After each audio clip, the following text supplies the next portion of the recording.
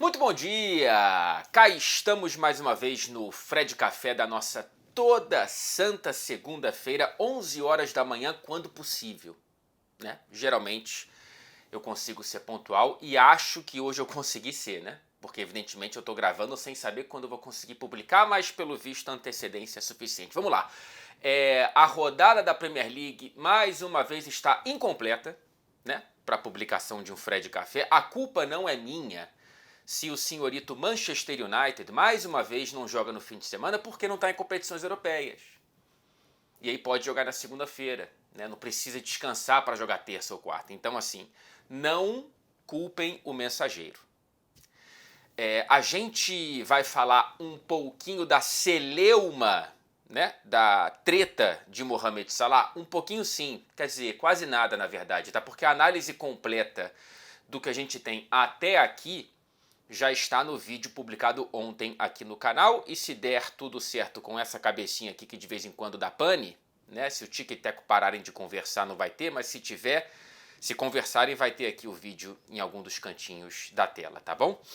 Evidentemente falaremos de Real Madrid também, tá? Porque é claro que o nosso Fred Café, como você já está acostumado, ele vem com o frescor da Melita, né? A Melita trazendo para nós o frescor necessário em todas as manhãs, especialmente no Fred Café toda segunda-feira às 11 horas da manhã, horário de Brasília. A Melita é patrocinadora oficial do Fred Café, do senhorito Real Madrid, olha só, né? A maneira com a qual a gente consegue habitar a mesma frase do Real Madrid. É a única, inclusive. Quer dizer, não, né? Porque daqui a pouco estamos para Madrid. Porque teremos Liga dos Campeões e teremos muitos conteúdos aqui da Melita no canal nesse começo de semana, uma análise pré-jogo nessa terça-feira, uma análise pós-jogo na quarta-feira, então essa semana tá muito madridista aqui no canal, pelo menos em termos de cobertura, não de torcida, tá? Desculpa, Melita. Mas vamos lá, a Melita, ela traz pra gente o Fred Café e, evidentemente, patrocinadora do Real Madrid, a Melita desperta você para sentir mais o esporte. Aproveite o nosso cupom de 10% de descontos em todo o site da melita.com.br, combinado? A gente vai começar justamente pelo Real Madrid, tá? Porque é uma linha muito óbvia de ser traçada, analisar primeiro o Real Madrid para depois começar o bloco Premier League pelo próximo adversário do Real Madrid, que é o Manchester City. O Real Madrid que vem do ponto mais baixo da temporada até aqui, derrota em casa para o Celta de Vigo, algo que não acontecia no Bernabéu desde 2006. E dá para traçar uma pontezinha, vai? Talvez um pouco oportunista, talvez um pouco exagerada e muito midiática, mas a gente vai traçar um pouquinho, porque em 2006 é quando a gente tem os últimos capítulos da era Galácticos, né? Uma era que evidentemente foi muito fracassada dentro do Real Madrid. A época de Zidanes e Pavons agora parece uma época de Mbappés e Garcias, né? Porque esse Real Madrid está disfuncional. Mais uma vez, o Real Madrid joga muito mal. Dessa vez, acho que foi a grande demonstração de uma cisão com a torcida, né? Pelo que eu percebi, vaias desde o primeiro tempo, desde a saída para o intervalo. O Real Madrid perdendo para o Celta, um time de meio de tabela de La Liga dentro de casa, da maneira com a qual jogou o primeiro tempo, foi um negócio, meu amigo, que tiriça, hein? Caramba, cara. Agora sim, antes de criticar o Real Madrid, que nojo foi o tapa do Svedberg para o primeiro gol do Celta de Vigo. E que calma para driblar ninguém mais, ninguém menos do que o Courtois nos acréscimos já nos minutos finais da partida, assim. Entrar com bola e tudo, né? E por favor não me venha com trocadilho porque são 11 da manhã, né? Vamos respeitar o trabalhador brasileiro. 2 vitórias apenas nos últimos 7 jogos desse Real Madrid, que tem muitos problemas físicos que mais uma vez se multiplicam. Aliás, é uma trilha sonora já há quantas temporadas nesse Real Madrid? Não sei se é só coincidência, não sei, né? O que muita gente que tem acesso a muito mais dados do que eu, que estuda muito mais esses temas, vão saber ou desconfiar o que está acontecendo, mas é impressionante como vem temporada e o Real Madrid continua com muitos problemas físicos, especialmente na linha defensiva. Não teve Camavinga, acho que volta contra o Manchester City. Teve que jogar o Raul Asensio, voltando de lesão, né, recente, na lateral direita. Não sei por que não jogou o Valverde ali, mas enfim, o Xabi Alonso que tem que explicar. E o Militão sai aos 24 minutos com uma nova lesão muscular, parece ter sido posterior da coxa. Até a publicação desse vídeo, o Real Madrid não tinha publicado qualquer boletim médico sobre a situação do zagueiro brasileiro. E aí, cara, assim, você soma essa impossibilidade do Xabi Alonso escalar o time que ele pensa como ideal. Será se é que ele tem já um time na cabeça dele, uns 11 iniciais que ele pensa como ideal, mas assim, eu entendo que é muito difícil você formar isso com tantas lesões, cada hora numa ponta do cobertor, que é curto, mas o que me parece é que esse elenco, ainda mais quando debilitado fisicamente, ele não oferece as ferramentas para o Xabi Alonso jogar o jogo que ele quer jogar, que é ocupar o campo ofensivo com posse de bola, morder lá na frente para roubar a bola e aí sim ter uma defesa potencialmente descoberta. Mas quando você tem a defesa postada, e esse é um cenário muito comum, especialmente no Bernabéu, para o Real Madrid em 90% dos jogos, né? Se você não atrair, como o Ancelotti gostava de fazer, o time para a saída de bola aqui, e se você quiser ocupar o campo adversário, não me parece que o Real Madrid tem esses jogadores, tá? É um elenco e um time muito para transição, velocidade. É meio que abrir uma lata com colher. Assim, a colher é ótima, perfeita para quando a lata já está entreaberta. A transição, quando a defesa já está entreaberta. Mas quando a lata está fechada, a colher não vai funcionar, falta um abridor. Eu não sei se o Real Madrid tem muitos abridores nesse elenco, tá? Assim, qual que é esse meio campo ideal? Qual que é o sistema tático ideal?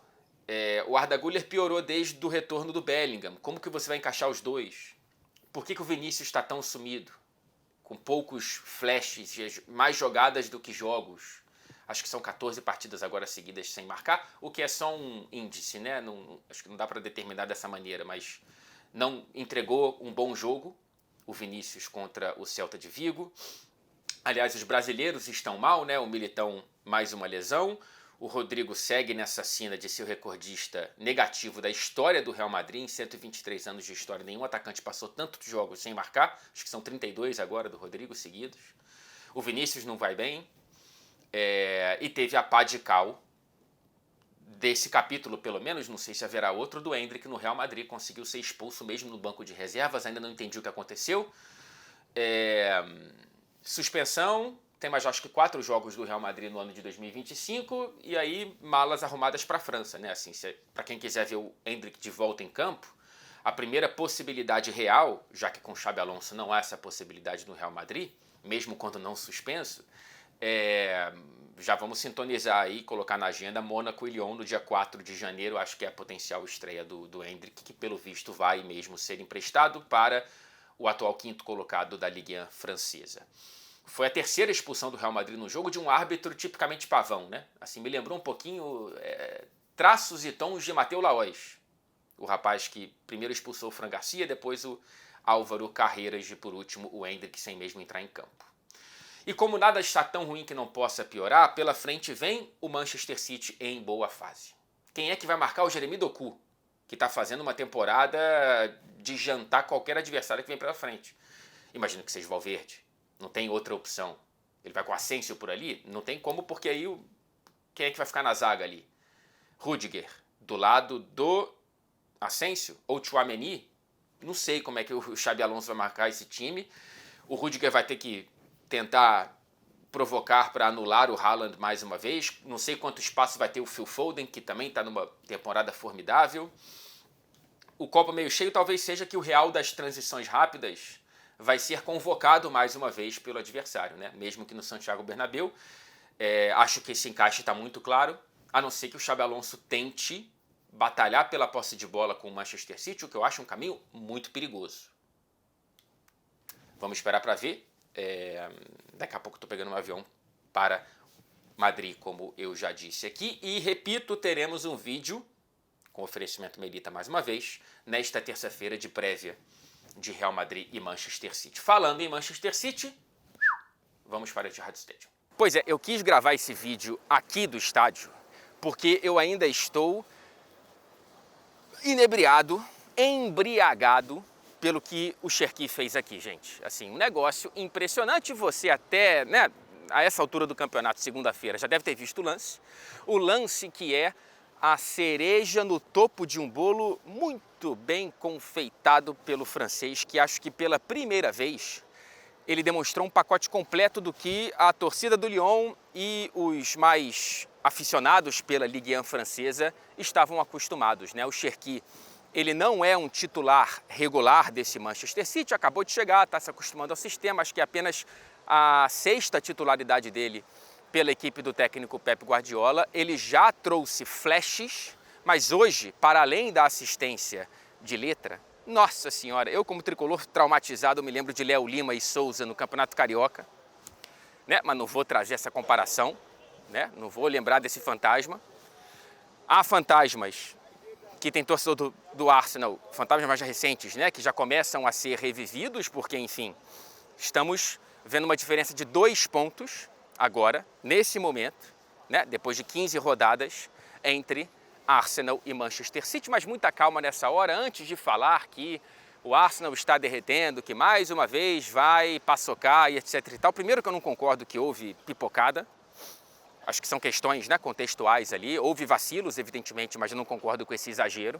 É claro que nessa temporada a pressão é maior para cima do Arsenal do que para o Manchester City, mas na próxima rodada o Arsenal recebe o lanternaço, o Wolverhampton, enquanto o Manchester City enfrenta o complicado Crystal Palace fora de casa. Então vamos, né, passo a passo. Mas é verdade que nesse momento essa briga está mais quente do que nunca desde que a Premier League ganhou forma de campeonato, né, tirando as primeiras rodadas e tudo mais. Agora a gente já está se aproximando da metade dessa competição, já estamos chegando no fim do primeiro turno. Então assim, tá ficando bonito enquanto competitividade, né, para a Liga.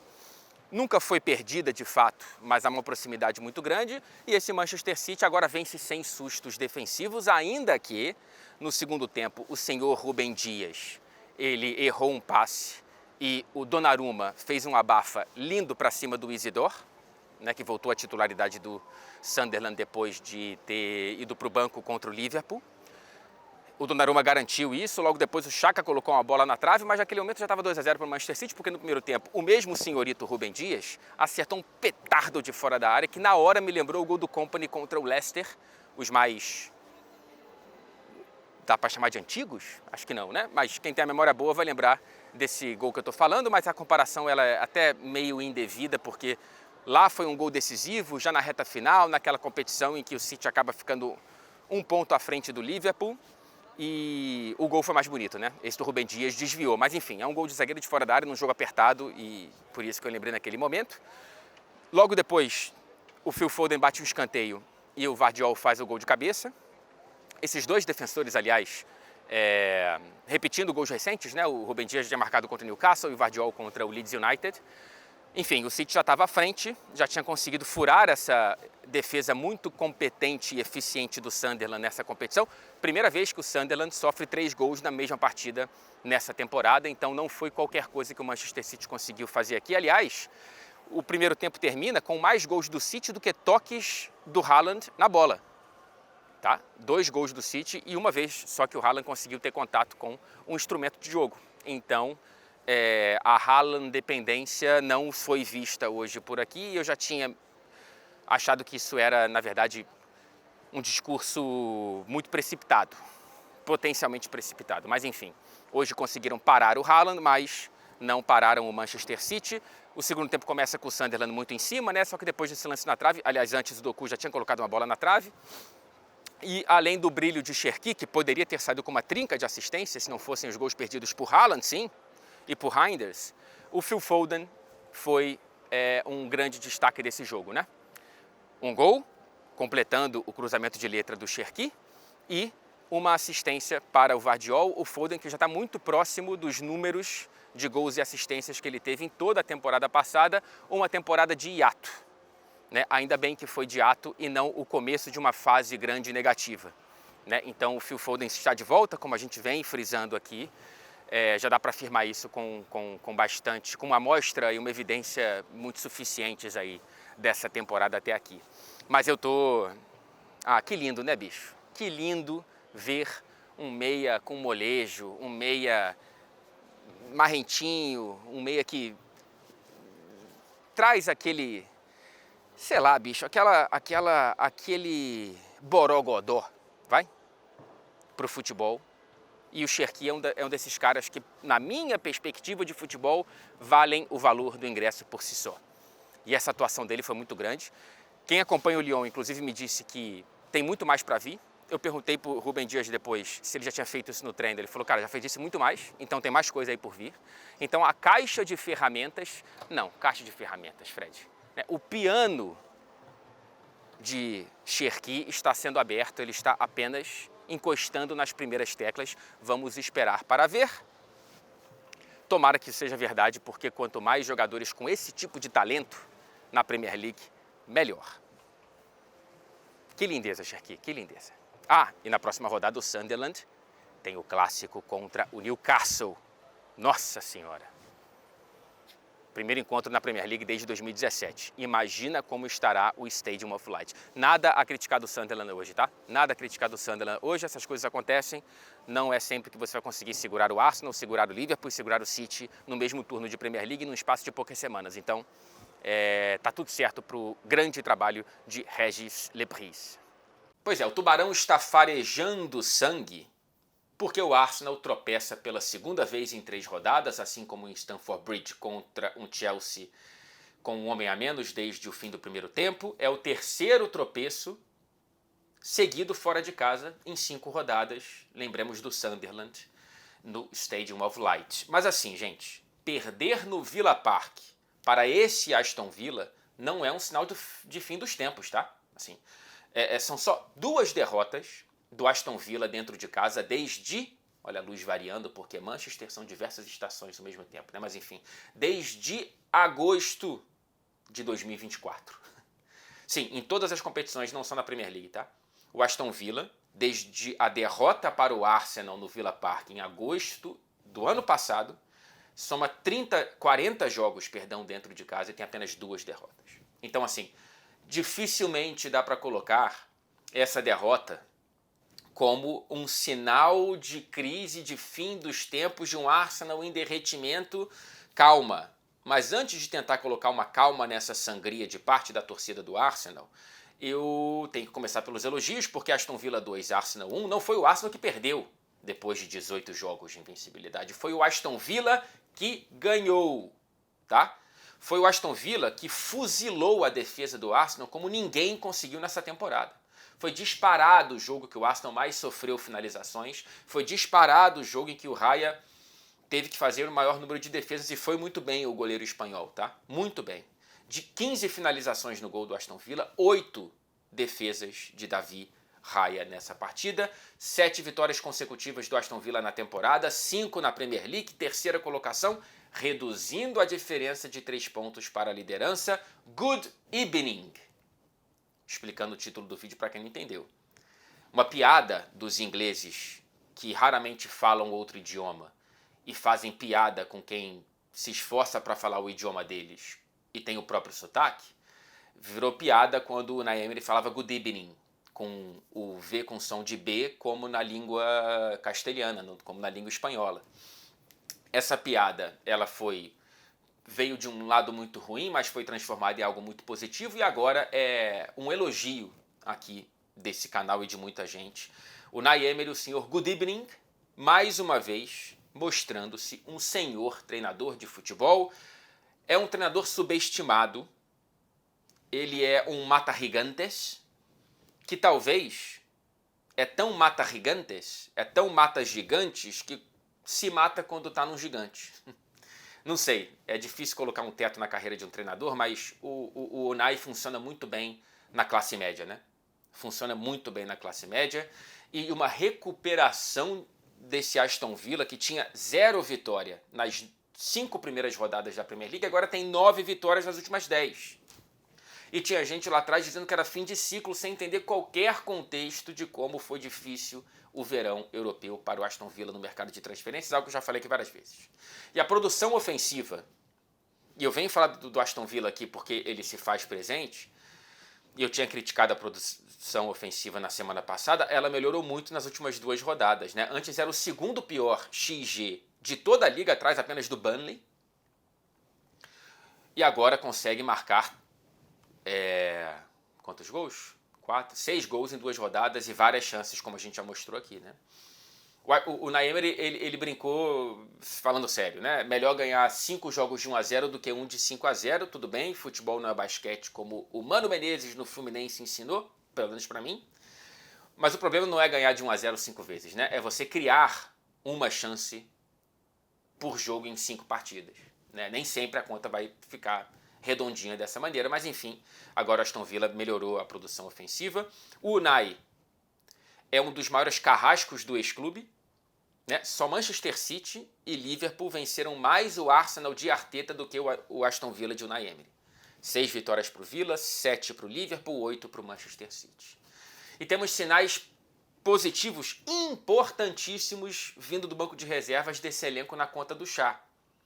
Né? O Sancho entrou muito bem, o Buendia mais uma vez muito bem. Será que o Buendia não tem que ser mais titular do que reserva? Não sei como é que ele está fisicamente. Esse meio campo que tem o Morgan Rogers, tem o Tielemans, o Camará foi muito bem, né? O Maguinho, o Onaná, enfim. Tem muita gente já começando a perguntar se o Aston Villa pode brigar pelo título. Eu não acredito. Se conseguir vaga na Champions, é uma excelentíssima temporada. Vaga em competições europeias, é uma muito boa temporada.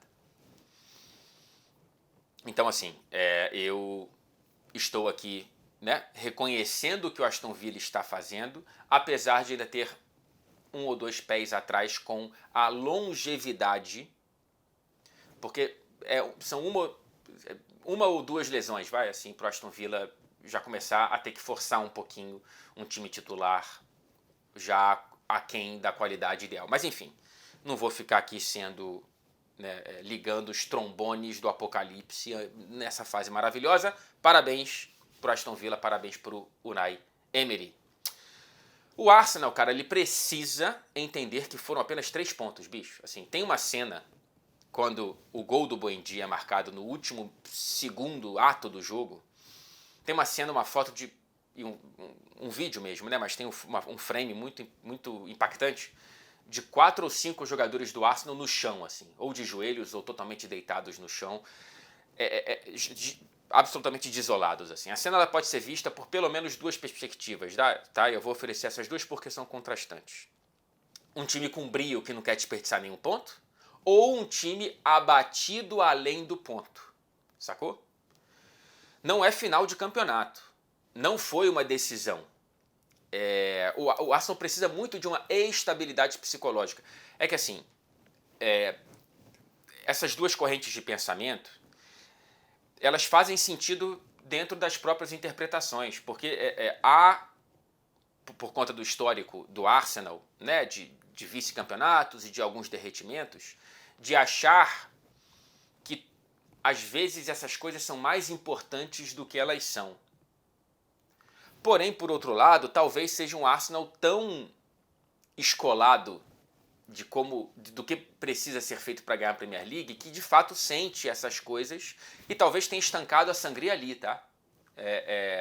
Vamos esperar para ver, mas de qualquer maneira, para além da estabilidade psicológica que pode existir, eu não estou dizendo que não existe, a recuperação física é fundamental, né? O Arsenal ele teve que entrar sem 3 zagueiros, né? O reserva se machucou e parece ficar um tempo fora, que é o Mosquera. O Hincapié não foi bem. Eu não entendi muito bem porque o Arteta preferiu o Timber no centro e o White na lateral direita. Eu acho que o contrário seria o mais comum.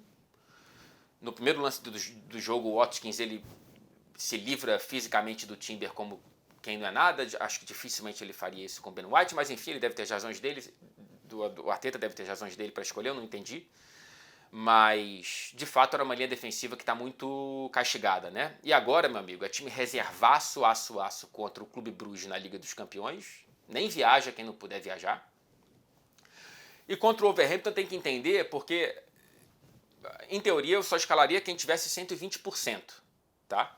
É um jogo em casa contra o Lanternaço. Mas, evidentemente, não pode nem pensar em fazer um jogo ruim. Então, assim, né, quem tiver 90%, banco de reservas.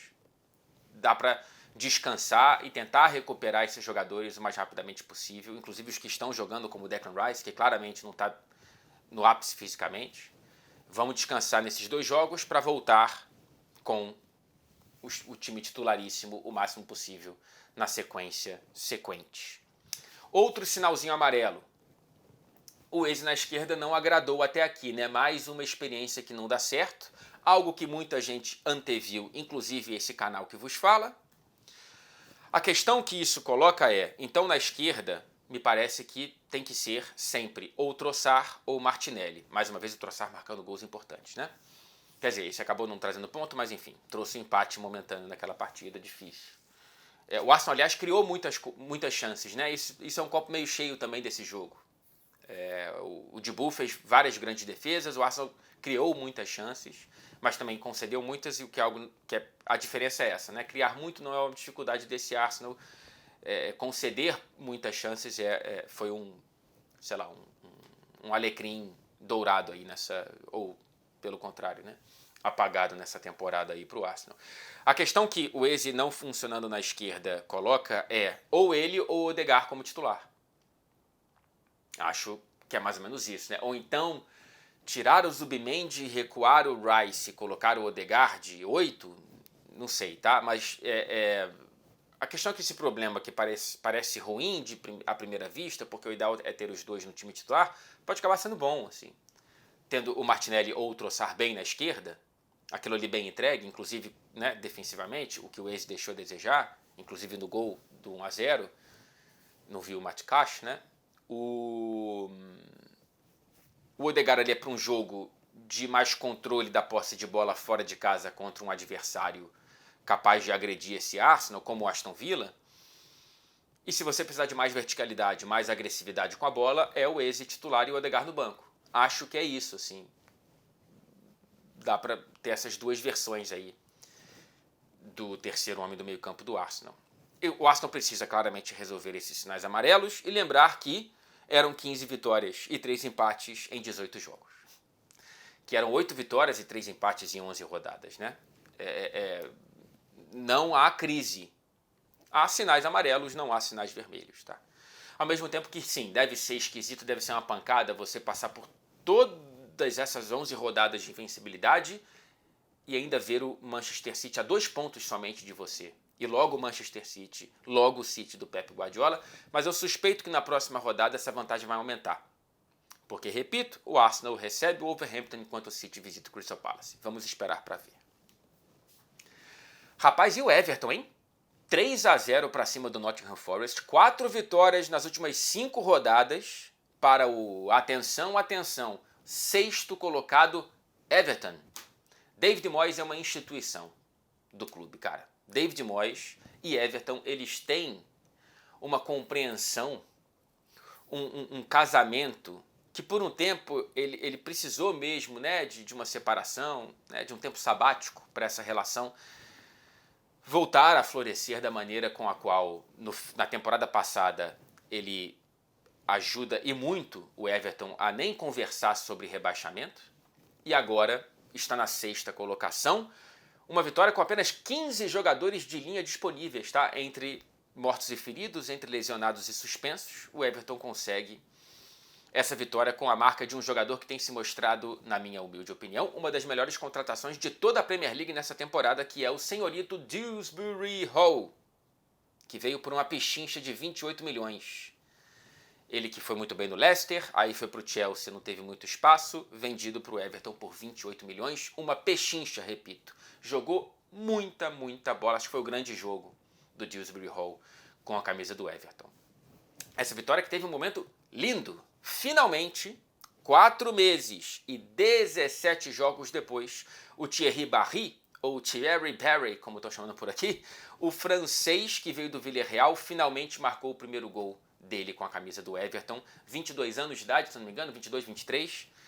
Atacante que estava merecendo. E foi muito bonito, não só o gol em si, mas o grito de gol da torcida do Everton foi ainda mais alto no gol dele, porque, assim, acho bonito isso.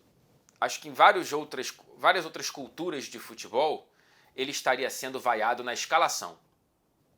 Mas aqui não era uma torcida que estava enfurecida pelo jejum do centroavante que foi contratado para resolver a falta de gols da equipe. Foi uma torcida que sentia que estava por um detalhe. Estava por um detalhe. Teve gol anulado, teve gol perdido, teve defesaça do goleiro adversário nas últimas rodadas e finalmente ele encerrou o jejum e o grito de gol foi mais alto do que o comum. Isso eu achei um gesto muito bonito da torcida do Everton. E o NDIA é um jogadoraço, né?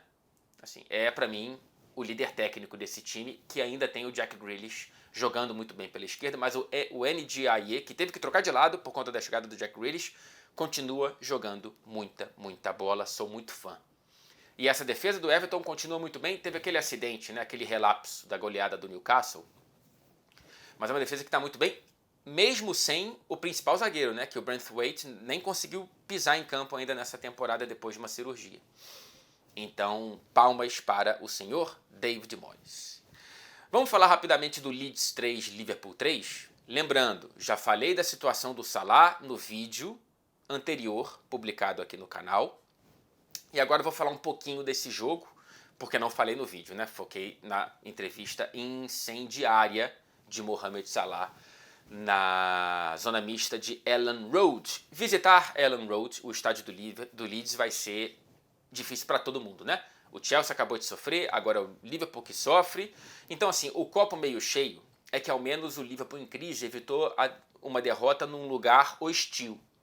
O copo meio vazio, que é esse do qual eu vou beber mais aqui, é que o Liverpool deixou uma vantagem de 2-0 no placar derreter, bicho. 2 gols em poucos minutos do eficiente Ekitike, né? Ekitike e Szoboszlai, vocês dois estão perdoados. Vocês dois são o alento para a torcida do Liverpool nessa temporada, tá? Porque o restante está complicado mesmo, assim. O restante está complicado. E aí essa vantagem foi derretida pelos mesmos erros de sempre e um especial, infelizmente, vai ter que ser personificado aqui, vai ter que ser individualizado, porque Ibrahima Konaté é a grande deficiência, a grande debilidade, é o calcanhar de Aquiles do time do Liverpool nessa temporada, cara. Mais uma vez, bicho, é impressionante, cara. Antes, a torcida, quer dizer, o Konaté, ele é um zagueiro historicamente no Liverpool, né? A primeira fase não podemos contar com ele em campo porque ele se machuca muito. Depois que ele foi recuperado fisicamente, já tinha uma percepção de que era um zagueiro que, aqueles dizem, né? He's fine until he's not. Né? Ele tá bem até que ele não tá. Um zagueiro de apagões, portanto. Isso já era esperado. Estava dentro do cálculo ali. Agora, você já sabe que ele não tá bem. Ele não tá bem até que às vezes ele tá. Então, na verdade, o apagão virou a regra, a luz virou a exceção. E aí, cara, com o retorno do Bradley, que foi bem nesse jogo, o Joe Gomes, na minha humilde opinião, deveria ter sido titular ali. Olha que tempos vivemos. Estou pedindo o Joe Gomes como titular na zaga. E eu espero que seja assim em Milão, tá?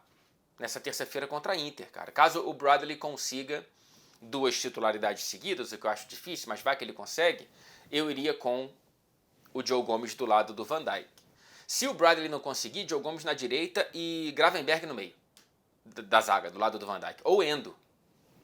E um dos dois ali na volância. Eu tô falando sério, tá? Eu acho que a sangria Konaté precisa ser estancada com banco de reserva. Assim como que eu não entendo a insistência no Kerkez, cara. Já tá muito claro que o Kerkez, ele tá com o olho desse tamanho, sem entender onde é que ele tá, e desesperado e não tá conseguindo entregar no Liverpool. Tá muito grande tudo para ele em comparação ao que ele conseguia fazer no Bournemouth.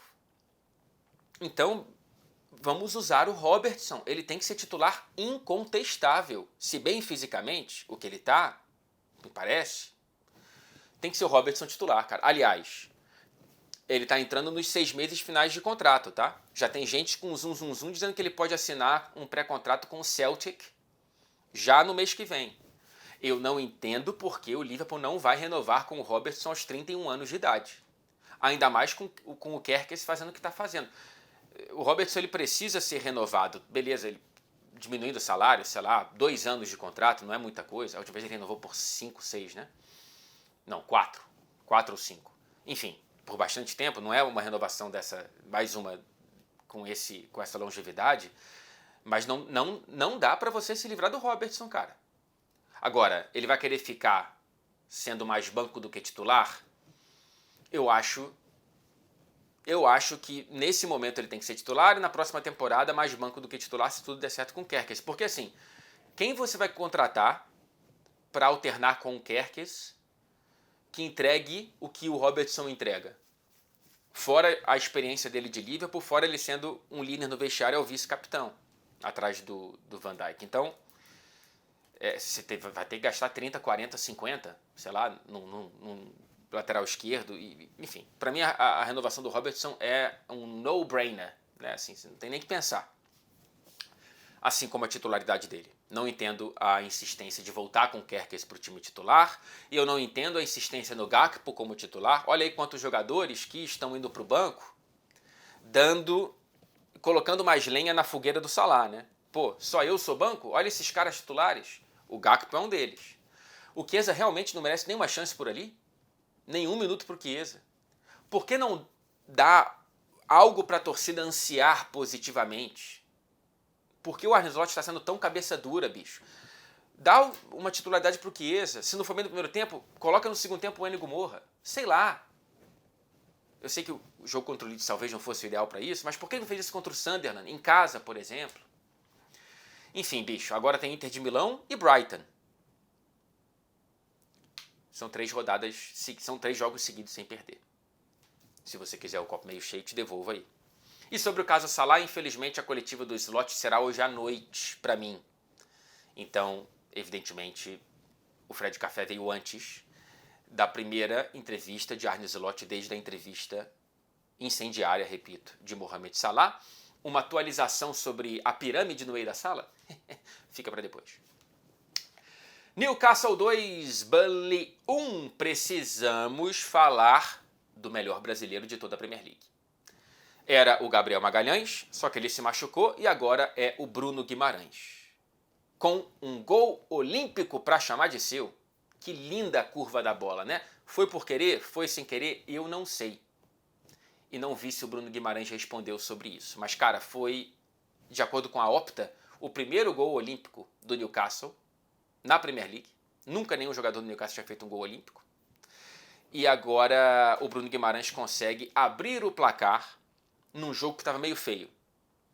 Estava meio esquisito. O Newcastle não tinha começado bem o jogo contra o Burnley, né? A curiosidade é que a expressão gol olímpico tem origem na língua castelhana, né? No idioma espanhol, com um gol argentino na seleção uruguaia, campeã olímpica em 1924. Em junho daquele ano, houve uma mudança na regra do futebol, permitindo o gol olímpico. Em outubro daquele ano, um jogador argentino que me foge o nome, ele fez o primeiro gol olímpico da história do futebol e por isso foi apelidado de gol olímpico pela imprensa argentina, recebido assim pela imprensa uruguaia e foi exportado para os vizinhos sul-americanos. Eu estou dizendo isso porque na hora que tem o gol olímpico do Bruno Guimarães, eu estou na área de entrevistas ali do jogo do estádio do Manchester City e estou conversando com um repórter árabe, com um repórter francês, com um português e com um inglês, perguntando como é que fala gol olímpico na língua deles. Né? Todo mundo fala gol diretamente marcado do escanteio. Em árabe, em francês, em português de Portugal, em inglês. Ou seja, um viva a nossa não literalidade.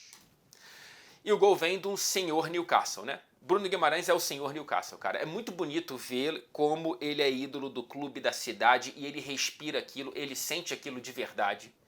Dá pra ver é muito genuíno esse sentimento também do Bruno Guimarães para com a torcida, para com o clube, para com a cidade. E é bonito ver a primeira casa para um brasileiro na história do futebol inglês, né, com Mirandinha chegando em Newcastle no fim da década de 80, agora tem o maior brasileiro da própria história, que é o Bruno Guimarães. Não foram tantos, mas o Bruno Guimarães é disparada a grande relação e é um dos maiores ídolos da história recente do Newcastle em qualquer nacionalidade. Tá? É uma relação muito mais profunda do que se previa externamente quando viu, o Bruno Guimarães está indo para o Newcastle como escadinha para um próximo clube. Ele pode até vir a se transferir, tá? Não duvido que isso aconteça, não. Mas a relação ela é genuína e ela é já longeva para os padrões do futebol atual. e ele está vivendo o auge técnico. Sempre foi muito bem com a camisa do Newcastle. Nessa temporada está ainda melhor, como capitão, entregando um futebol parecido na seleção brasileira. Outra grande notícia desse jogo foi o retorno de Wissa. Enfim, 3 meses depois da chegada do atacante do Brentford de 29 anos por 55 milhões de libras, ele finalmente se recupera da lesão no joelho, adquirida com a seleção do Congo. E ele entra no segundo tempo no lugar do Voltemade, com características completamente diferentes. Isso é muito bom para a riqueza de opções de Eddie Howe. Enquanto o Voltemade é mais um 9/10, que volta muito diferente. Se você olha para os dois, você pensa que a característica de quem é um falso 9 é do baixinho e não do altão, né? Mas na verdade é o contrário.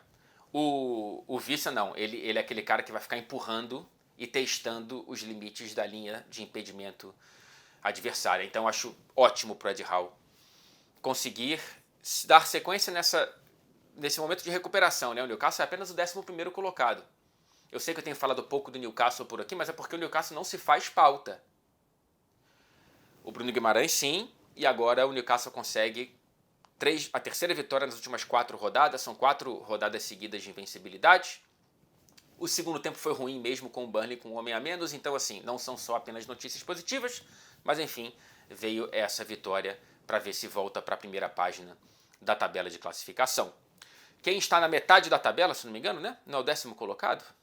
É o 10º colocado, o senhor Tottenham, para fechar os nossos tópicos de hoje. 2 para os Spurs, 0 para o Brentford, quer dizer que o senhorito Tottenham jogou bola, viu? Perdeu até gol, rapaz. Olha só que novidade bem-vinda. 15 finalizações e um XG que finalmente não começa com 0 ponto alguma coisa. É uma semana muito positiva, tá? Principalmente para o Thomas Frank, que precisava muito disso. Depois da resiliência contra o Newcastle, fora de casa, 2-2, agora essa vitória jogando bem, criando oportunidades. Um Tottenham que sabia o que fazer com a bola. Olha só. Para a 4ª vitória dentro de casa na Premier League. Não é na temporada, é em todo o ano de 2025. Então, ver o Tottenham jogar em casa no campeonato inglês tem sido difícil no ano e não na temporada. São 17 jogos com 10 derrotas, 3 empates e agora 4 vitórias. É muito pouco.